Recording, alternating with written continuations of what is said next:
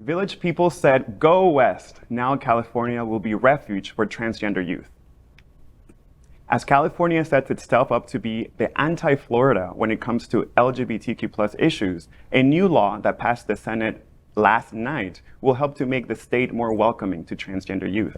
The bill protects the medical records of minors, preventing states who have made gender-affirming care from accessing the records of individuals who seek care in California. It also blocks arrest warrants and extradition of individuals being charged with violating anti-trans youth healthcare bans in other states. Governor Newsom is expected to sign the bill into law today. The bill passed the Senate 30-9 along party lines, with Democratic Senator Bob Hartsburg not voting. Bill sponsor Senator Scott Wiener tweeted after the bill passed, quote, "Our trans state of refuge bill is on its way to the governor after just receiving final Senate approval. SB 107 sends a crystal clear message to the nation that no matter what vile anti-LGBTQ hate laws right-wing politicians think of, California will stand with our community." And what I love about this bill,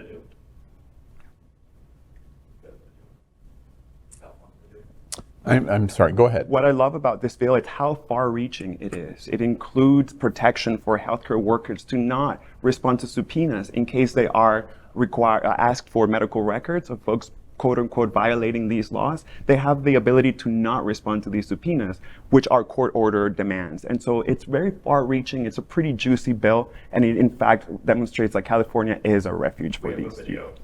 And we go to the video.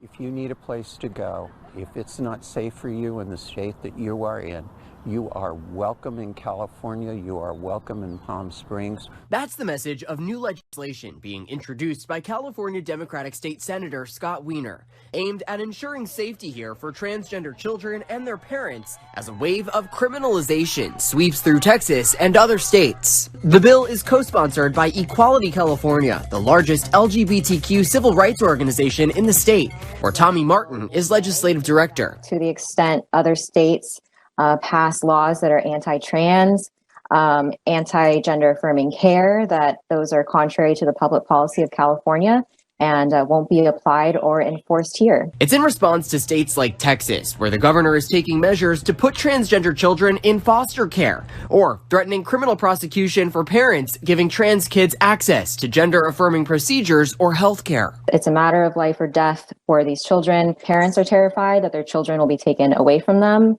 And it's going to have a chilling effect as well on doctors being legally allowed and comfortable to provide that care. You know, what's interesting to me is there was a new poll that's been done, I believe, by the Wall Street Journal of Republicans. And they did a poll of Republicans that said, do you believe, how likely, do you believe it's likely or not likely that there's going to be a civil war in the United States? And of Republicans, 53% of Republicans said it is likely that there's going to be a civil war. This story is interesting to me from the standpoint of California's position, Equality California, and Governor Newsom calling out the governor of Florida, DeSantis, as a bully, and then going, in fact, I dislike what you do so much, I'm giving Charlie Chris $100,000. It's yes, and thank you. And it's a shot across Florida's bow from California to say, we do not agree with what is going on in Florida or Texas at all. And this is how you can see this schism forming. And the Republican side of it is saying, this is going to lead to civil war, which is what they're saying. And hopefully that is hyperbole, et cetera, and so on. But as we watched Equality Florida this spring, and what they did in Don't Say Gay, of course, Equality Florida is on the losing side of what happened in Florida, but it's because it's a different place than California. And it's polar opposites of California and Florida. We are two different worlds in the same country. Well, but on the other hand, I'll point out that Newsom did what he did, having a national ad campaign against Ron DeSantis. It's also because of what Ron DeSantis wants, political ambition. Ron DeSantis, by using these anti-transgender bill, he is basically laying down his platform for 2024. Newsom's quote-unquote trolling campaign that adds to the ads and the donation to Charlie Crist. It's his version of running for 2024. We're not sure if President Biden is going to run again. He is not, he's not young. So there are issues where... Newsflash, by the way. Hey, I'm just saying, I'm 43, but there are speculation that he might not be running, and therefore there's a bunch of Democrats who want to make sure that they're lined up behind him as campaign, with a ready-to-go campaign. I think Newsom is doing that. Now, having said that, I am so glad that California is doing this, because I know parents of trans youth right here in Florida, that they are facing absolute uncertainty, and they are and Broward, Miami-Dade, Broward, and Palm Beach are obviously the blue dots of a very red state, but even they are based in Broward, and my friends are based in Broward, and even then they are considering moving. They're considering moving somewhere where, gender-affirming care is not going to become a felony, and their child is not going to be a political bargaining chip. Victor, I come back to you again.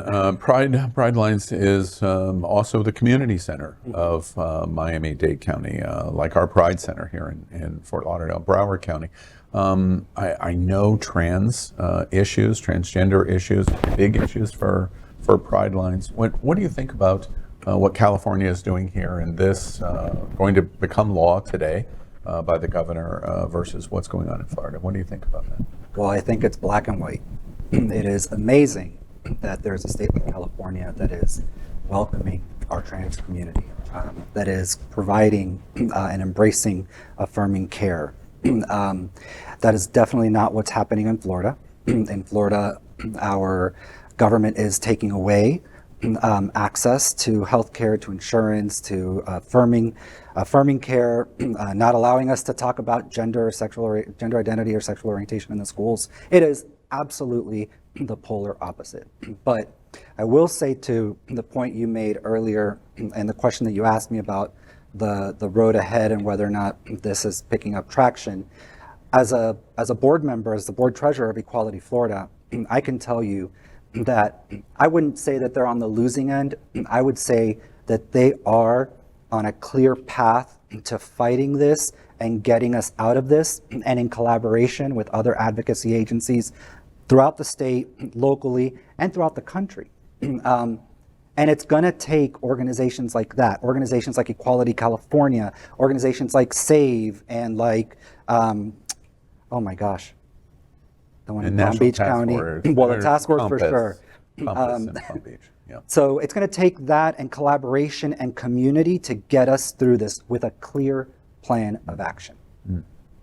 And hopefully other states as well, taking the example of California and affording the same refuge protections in other parts of the country. Hopefully this sends a signal to the nation. Absolutely. LGBTQ plus news is vital for our community and for the broader world as a whole. We have enough enemies at Fox News. Tucker, Sean, and Lara are loud. We need passionate allies. Happening Out television network, Queer News Tonight, and It's Happening Out are literally out of the closet and into the headlines. Our community needs your support. Like this broadcast and subscribe now to ensure the growth of the entire LGBTQ plus community.